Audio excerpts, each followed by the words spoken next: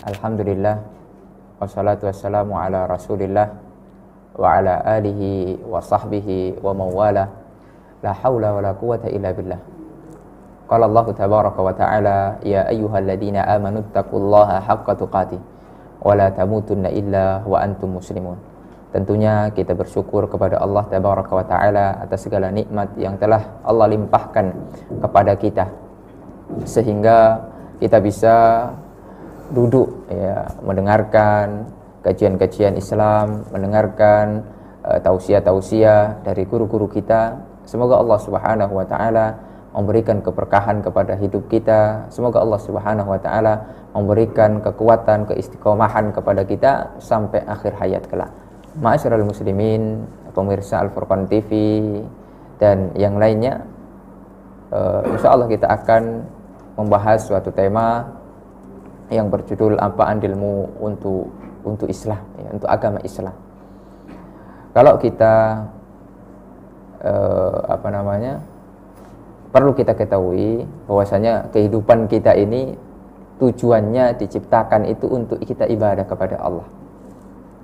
Di dalam surat Az-Zariyat ayat yang ke-56, Allah Subhanahu wa taala berfirman, "Wa ma khalaqtul jinna wal insa illa liya'budun." Tidaklah Allah Subhanahu wa taala menciptakan jin dan manusia kecuali untuk beribadah kepada Allah. Ya, dalam tafsir para ulama mengatakan liwahidun, untuk mentauhidkan Allah Azza wa Jalla. Kalau kita diciptakan untuk ibadah, berarti kehidupan kita sepenuhnya harus untuk ibadah kepada Allah Azza wa Jalla. Oleh karenanya, di antara bentuk ibadah kepada Allah yaitu apa yang bisa kita sumbangkan, apa yang bisa kita perbuat untuk agama Allah ini, apa andil kita untuk agama Allah ini, ya. Kemudian kita mundur ke zaman sahabat. Mereka adalah manusia terbaik, manusia yang telah dijamin surga. Mereka sangat-sangat luar biasa di dalam membela agama Allah Azza wa Jalla. Mereka mengorbankan hartanya, mengorbankan bahkan nyawanya demi meninggikan kalimat tauhid yang sampai sekarang kita rasakan nikmatnya, yang sampai sekarang kita rasakan manisnya. Itu diantara jasa para sahabat. Subhanallah. Dahulu para sahabat ada yang andil dengan kekuatan fisiknya di dalam ranah jihad fisabilillah, di medan perang.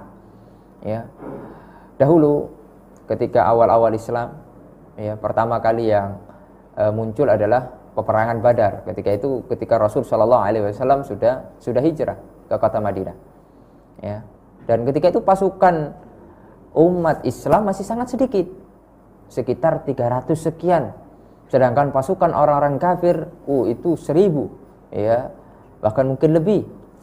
Akan tetapi lihat bagaimana para sahabat demi membela agama Allah Azza wa Jalla, mereka korbankan nyawa mereka, dan sebagian yang lain mengorbankan harta mereka untuk membiayai peperangan, karena peperangan tidak mungkin bisa terjadi kecuali dengan harus ada dananya. Subhanallah.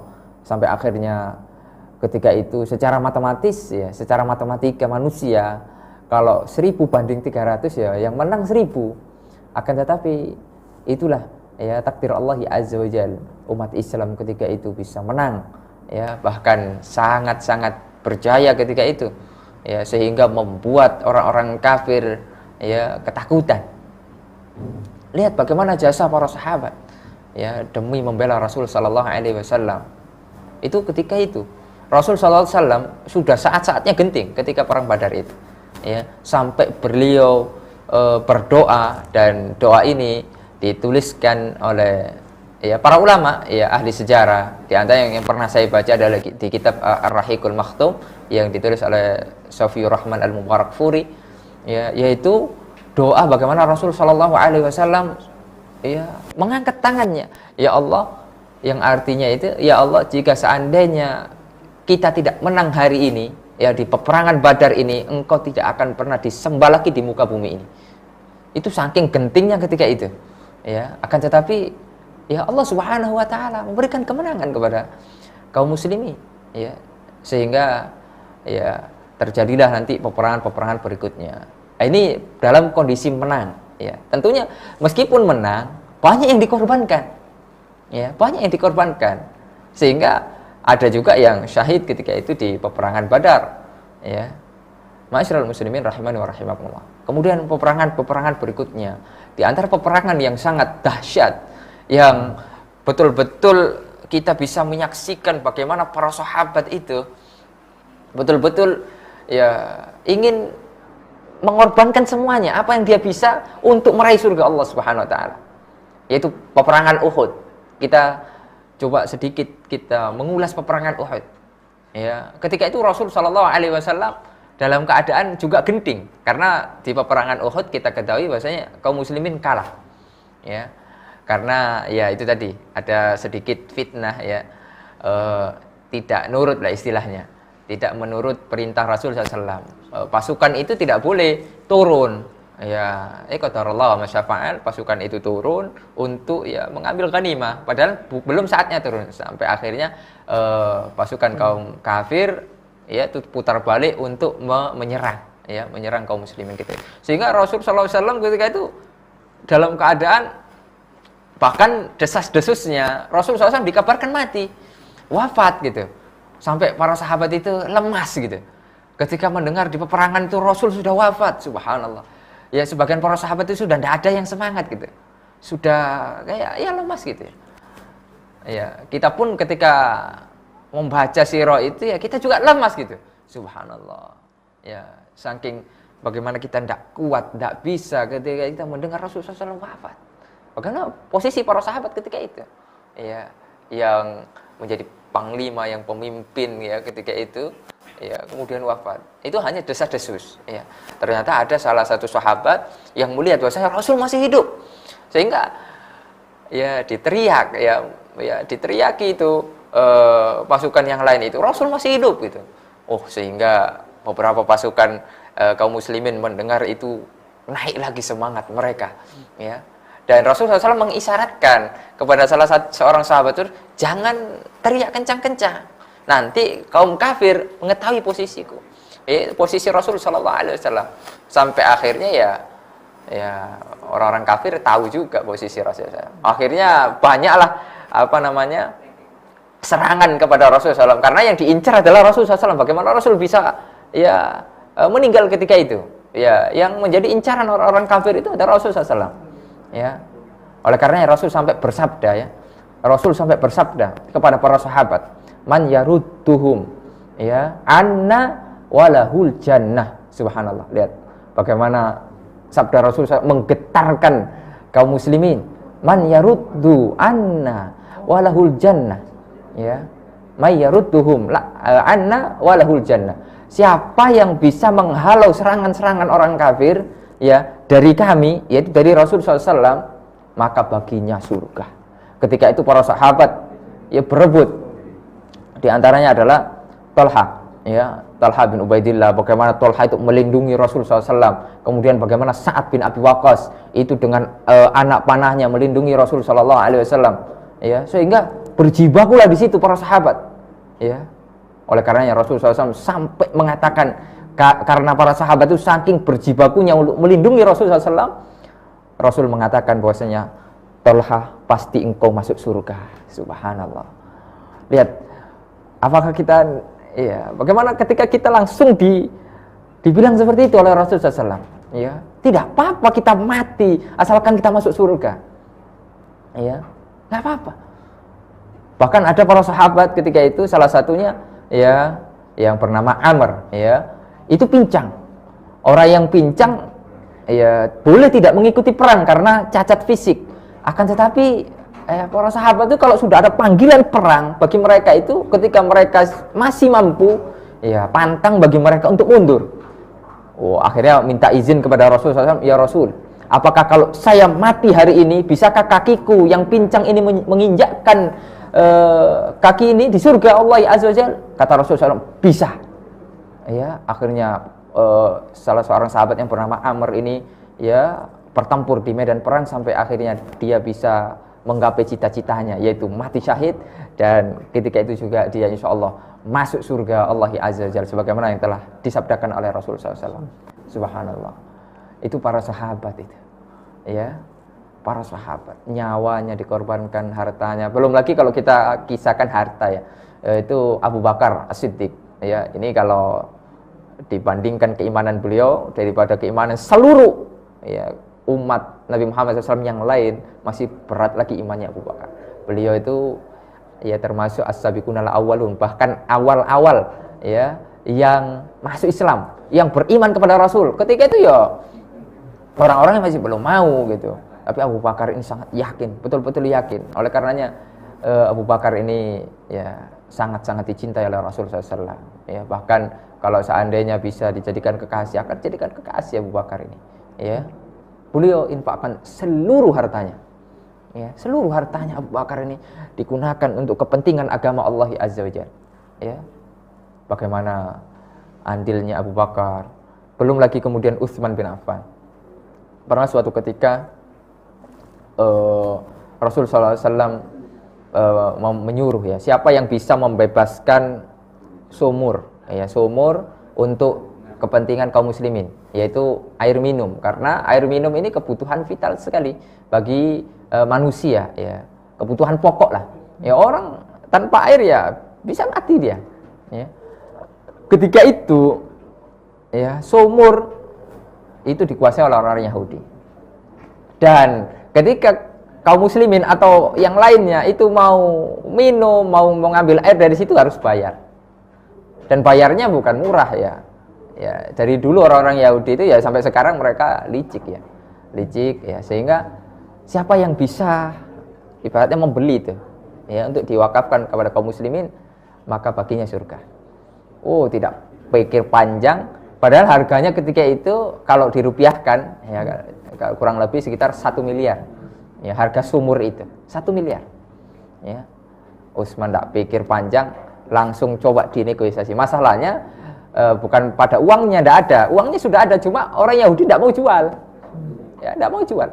Sampai akhirnya ya alhamdulillah ya, dengan nikmat Allah Azza wa Jalla, Utsman ini memiliki lisan yang Masya Allah ya, pandai negosiasi. Oh, pintar dia untuk merayu ya, sehingga orang Yahudi ini luluh juga dia. Ya, sehingga dia mau untuk menjual apa? Sumur itu, nama sumurnya adalah Bi'ru Rumah, ya, rumah nama sumurnya. Sampai sekarang masih ada di kota Madinah dan airnya masih dimanfaatkan, dan itu menjadi sedekah jariah sampai sekarang. Ya, sudah 15 abad air itu mengalir, ya, ya, pahalanya masih didapatkan oleh Utsman bin Affan. Oleh karena ketika itu, ya, Utsman ketika sudah diizinkan, dibeli sama Utsman 1 M, langsung cash, subhanallah, tanpa pikir panjang, tanpa nanti dapat untung apa ya, nanti dapat ini apa, balasan dunia. Tidak mikir seperti itu Utsman. Ya, yang paling penting adalah mendapatkan surga. Ya, karena subhanallah. Kemudian orang Yahudi ini mau membeli, tapi orang Yahudi ini lagi-lagi licik. Jadi tidak diberikan sepenuhnya, yaitu dijual sehari Utsman, sehari mereka gitu. Jadi tidak dijual full gitu, semuanya hak milik Utsman, tidak. Ya, tetap ada milik ya setengah-setengah lah. Ya, Utsman masih dapat setengah, orang Yahudi setengah. Tapi Utsman bin Affan inilah ya, oleh karenanya kekuatan umat Islam itu ada pada wakaf. Ya, kalau kita pengen mengalahkan orang Yahudi, orang kafir, ayo kita galakkan umat Islam itu untuk wakaf. Ya, coba ketika itu Utsman bin Affan bersaing dengan Yahudi itu sama-sama jualan, ya tetap kalah. Ya, kalah karena pasar Yahudi sudah banyak. Sekarang misalnya kita Yahudi punya air minum, air mineral. Terus kemudian kita umat Islam juga punya air mineral. Tetap kalah kita dengan Yahudi. Coba umat Islam ini semua air wakaf, ya, gratis. Yahudi itu kalang kabut. Ya, apa? Ya, ekonominya langsung turun drastis gitu ya. Jadi ketika itu kan satu hari gitu ya. Utsman, ketika giliran Utsman itu sudah diwakafkan untuk kaum muslimin. Semua yang ngambil air pada hari itu gratis tanpa ada bayaran. Ya, tentunya kalau orang ya fitrah manusia mendengar yang gratisan itu kan ya pasti senang. Dan ketika itu antri sudah ketika besoknya Yahudi bayar sepi. Ya, sepi, tidak ada orang yang mau datang gitu ya. Hatta mungkin orang kafir pun tetap ngambilnya pas jatahnya Utsman. Ya, pas jatahnya ketika harinya Utsman gitu. Sampai ketika itu berjalan beberapa waktu. Begitu terus, Yahudi ini sepi ya, sampai kemudian akhirnya ya ibarat kata ya ngedumel gitu ya. Orang Yahudi ini, waduh kalau kayak gini ceritanya kita bangkrut ya. Dan betulan bangkrut, kemudian akhirnya orang Yahudi ini menyerahkan sumurnya semua. Wes udahlah Utsman, beli saja semuanya. Akhirnya sama Utsman dibeli lagi 1 M lagi, jadi total sumur itu 2 miliar. Ya, hanya sumur ya kawan. Sumur 2 miliar. Bayangkan itu. Ya.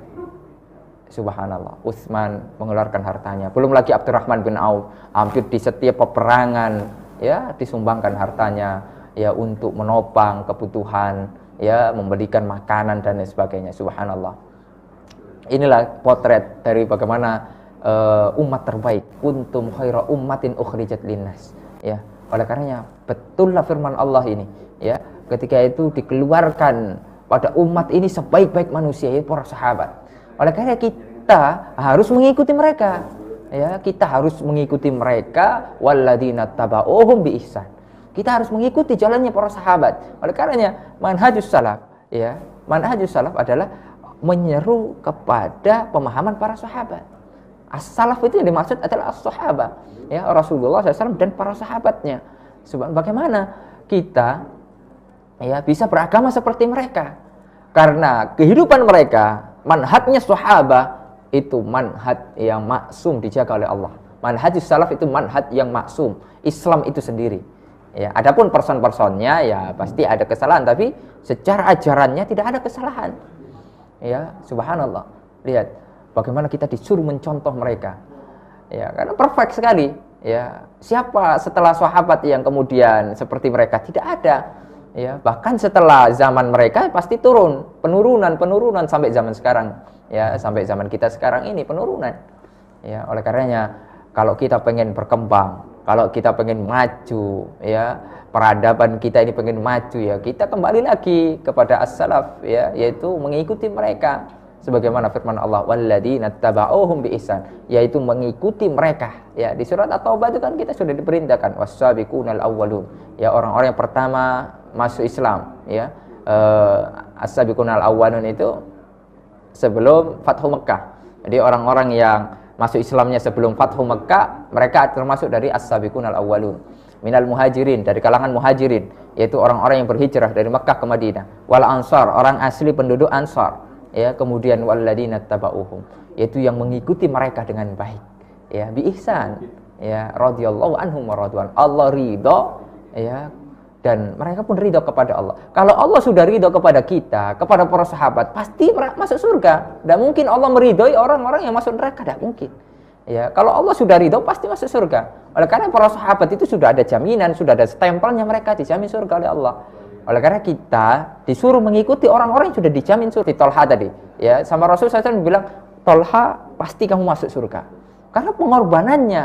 Oleh karena ahlu Badar, ya, ahlu Badar yang pertama kali masuk Islam itu, ya, peperangan dalam Islam itu, mereka semuanya dijamin surga oleh Allah. Ya, kesalahan-kesalahan mereka itu diampuni oleh Allah.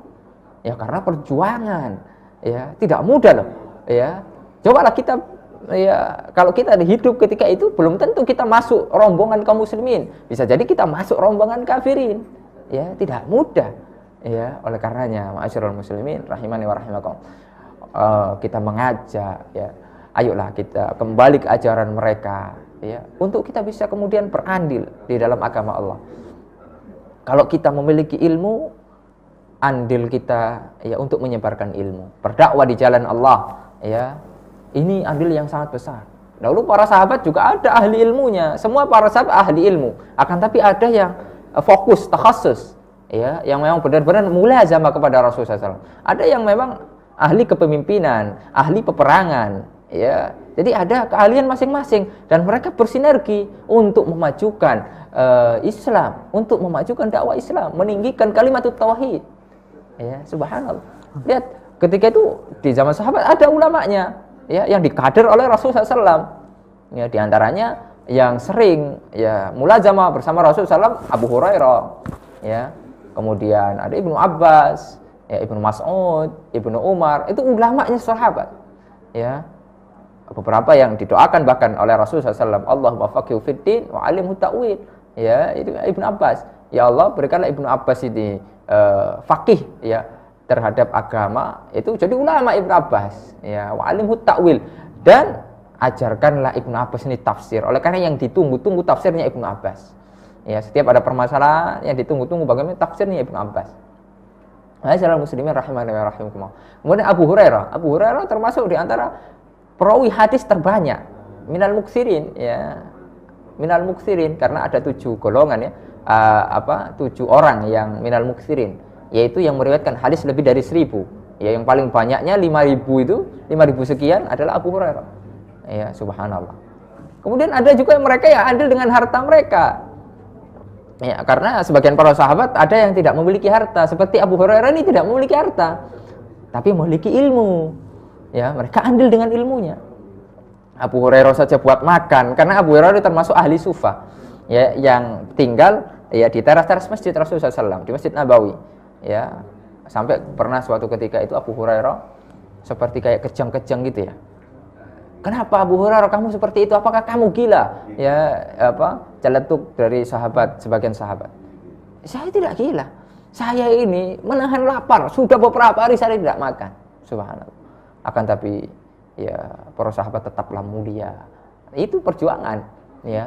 Tidak makan karena ya ketika itu beliau menghafal hadis, ya, menghafal ilmu-ilmu dari Rasulullah SAW. Luar biasa. Ketika itu memang nggak ada yang dimakan. Rasulullah SAW beberapa kali juga menahan lapar.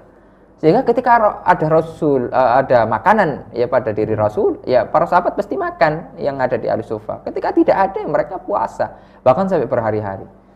Ya, itulah bagaimana potret zaman mereka.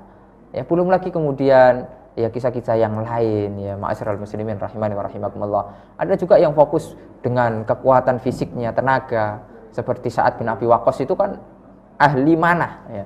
Jadi ya digunakan itu keahliannya itu untuk berjihad di jalan Allah. Ya, Khalid bin Walid, ya, yang awalnya dahulu masih belum masuk Islam, kemudian masuk Islam menjadi kekuatan besar. Khalid bin Walid ini ya ibaratkan ya pokoknya jago banget dalam perang gitu ya. Sampai mendapat julukan Saifullah, tidak pernah kalah. Ya, tidak pernah kalah. Oleh karenanya Khalid ini wafatnya tidak di medan peperangan, akan tapi ya di atas sarirnya, ya, karena sakit. Kenapa? Rahasianya karena nggak mungkin Saifullah itu kalah. Ya, pedangnya Allah nggak mungkin kalah. Ya, karena memang tidak pernah mengalami kekalahan. Ya, ma'asyiral muslimin rahimani wa rahimakumullah. Nah, itulah ya, jadi siapa yang memiliki harta, andil dengan hartanya untuk dakwah Islam. Infak di jalan Allah, wakaf. Ya, karena itu yang akan bermanfaat bagi kita. Kalau kita sekarang punya harta banyak, kita tumpuk, kemudian nanti kita wariskan ke anak kita, belum tentu anak kita ini menjalankan dengan baik. Ya, belum tentu anak kita ini amanah. Bisa jadi anak kita ini saling bunuh-membunuh karena harta warisan. Kecuali kalau anak kita sudah kita ajari agama Islam, ya, agama yang hak. Tapi kalau tidak, kita bekali ilmu agama, kita tinggali harta, ya banyak kasus. Ya bisa dibuka di internet di mana-mana, kasus pembunuhan antara saudara karena rebutan warisan. Ya. Oleh karenanya, apalah gunanya harta kalau hanya cuma ditumpuk-tumpuk di rekening? Ya, dikeluarkan di jalan Allah agar itu bisa menemani kita. Karena yang setia, yang bakal setia menemani kita di alam kubur nanti bukan anak kita. Bukan pula harta kita, bukan, tapi amalan kita. Ya, dalam sebuah hadis Rasulullah SAW bersabda, yatba'ul janazata thalatun.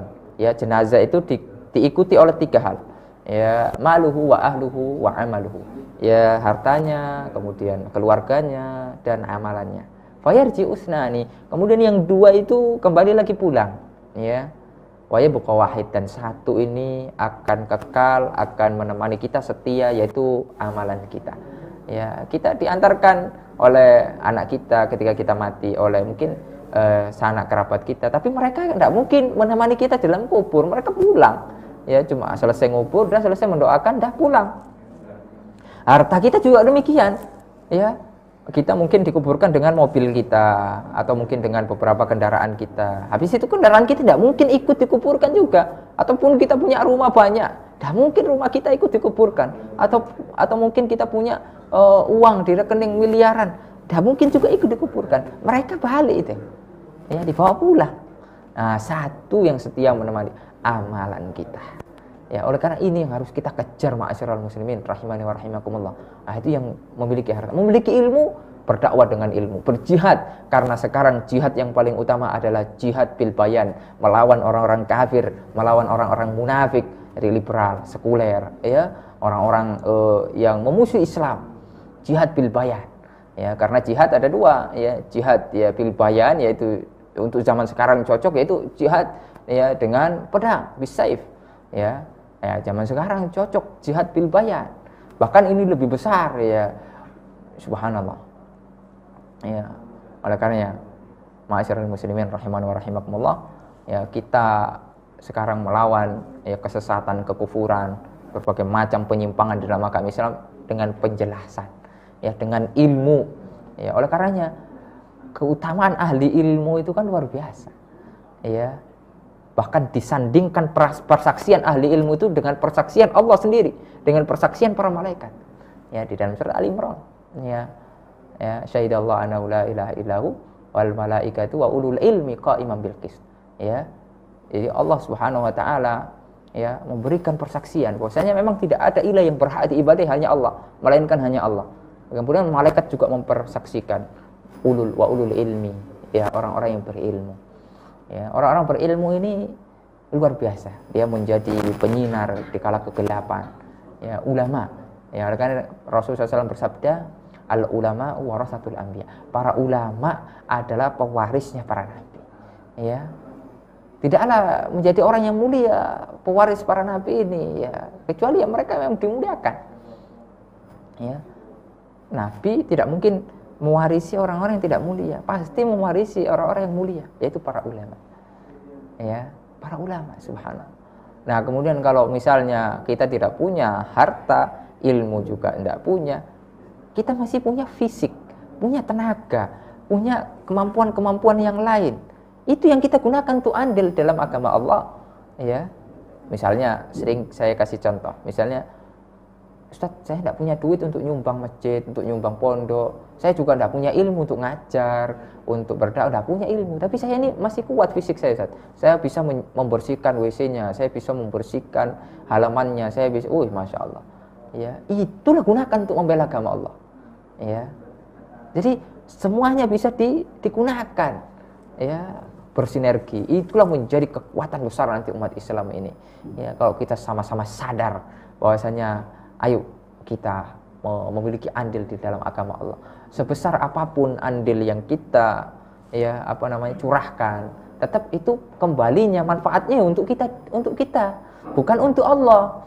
Ya, karena Allah tidak butuh dengan amalan kita. Ya, Allah itu ghani, ya, yang maha kaya, tidak butuh dengan kita.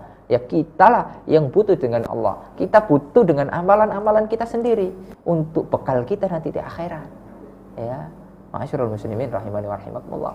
Ya, oleh karena ketika mungkin kita sudah sedikit memiliki jasa, sedikit memiliki andil untuk agama Allah, sekali-kali jangan pernah kita merasa bahwasanya kita punya jasa. Ya, karena merasa berjasa itu, ya, kata para ulama, itu penyakit. Kemudian merendahkan yang lain, ya, atau merasa senior. Saya ini yang buka dakwah di sini, kamu jangan sampai ya, ikut-ikutan, jangan. Tak boleh seperti itu. Ya, kita adil, kita niatkan ikhlas karena Allah. Ya, kemudian kita serahkan semuanya urusan kepada Allah. Kemudian ketika kita melihat ada yang muda-muda, generasi-generasi muda kemudian melanjutkan estafet dakwah kita, jangan kita merasa sempit, merasa tersaingi, tidak boleh.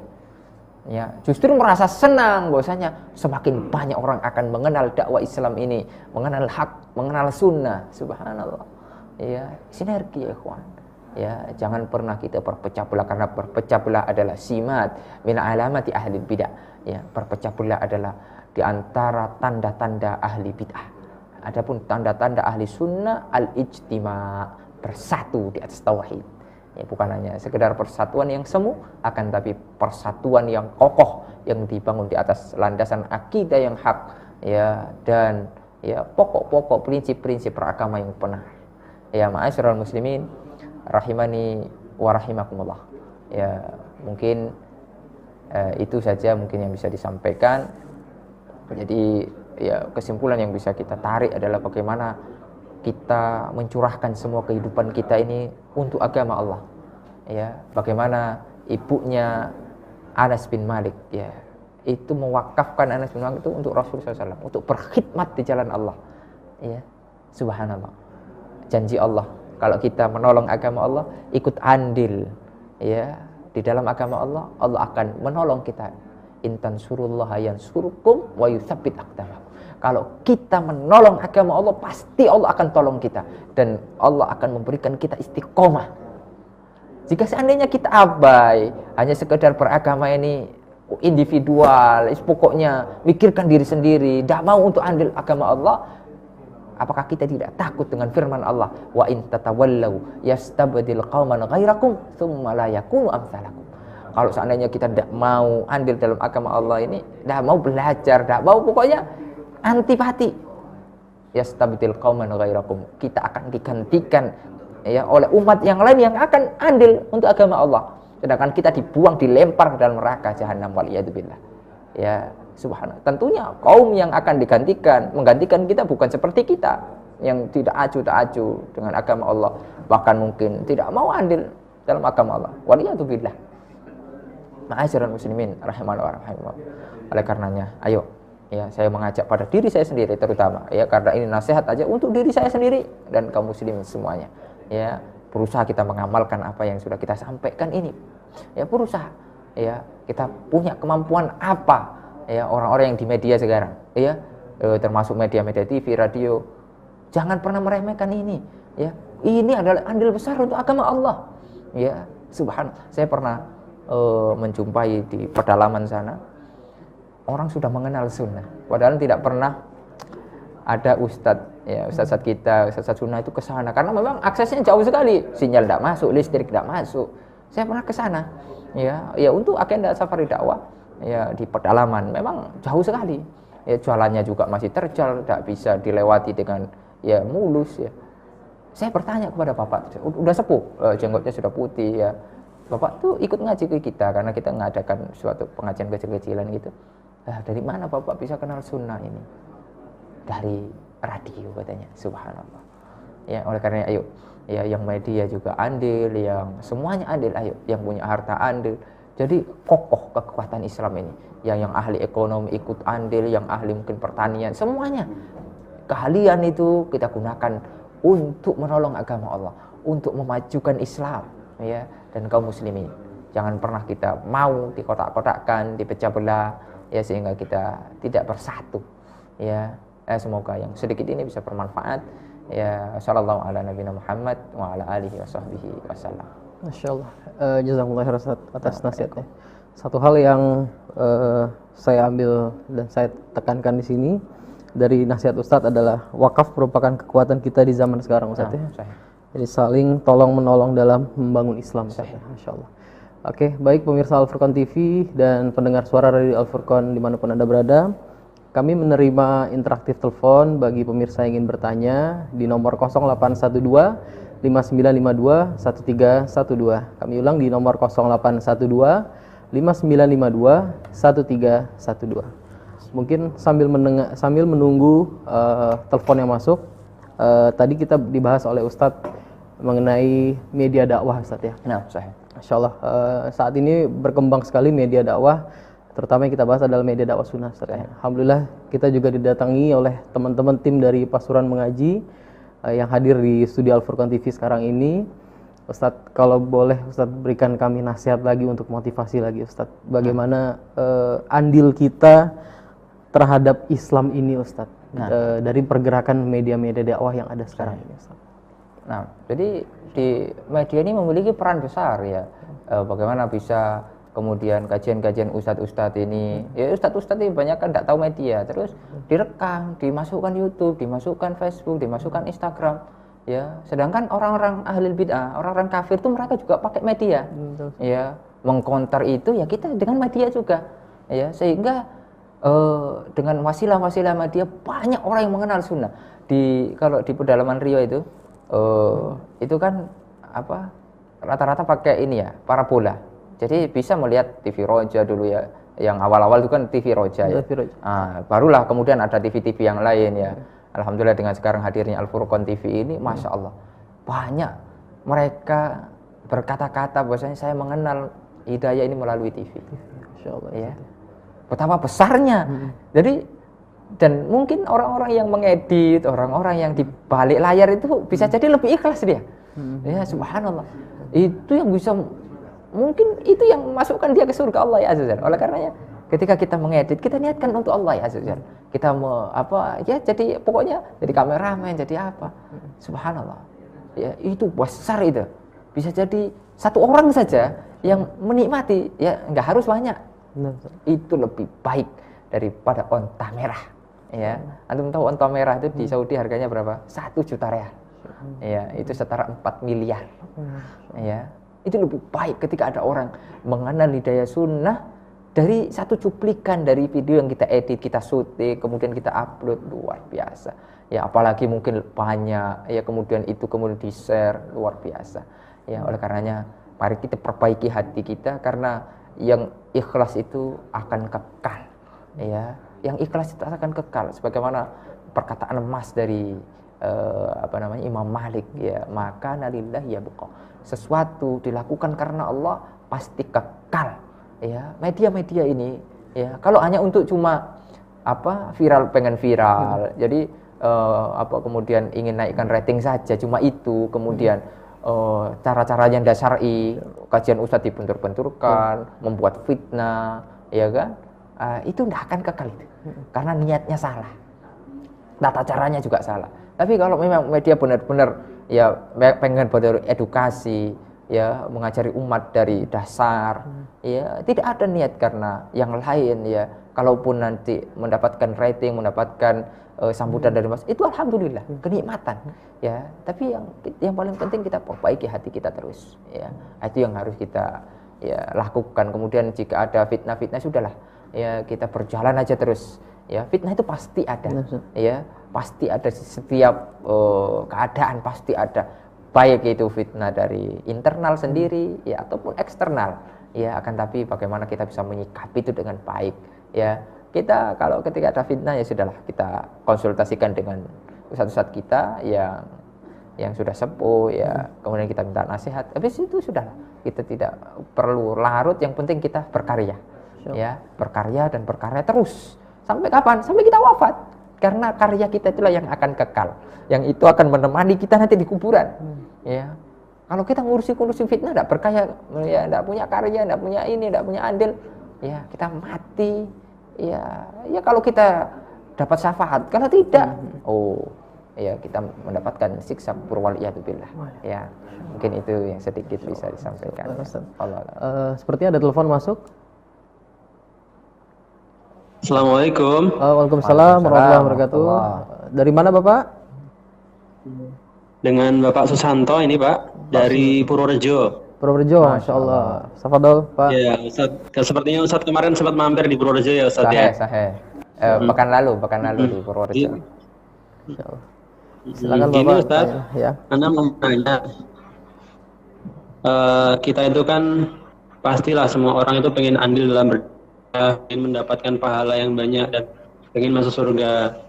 Tapi kadang Ustaz, kondisi kehidupan ini ya, kita pengen seperti Ustadz, tapi kok kayaknya ngaji aja jarang-jarang.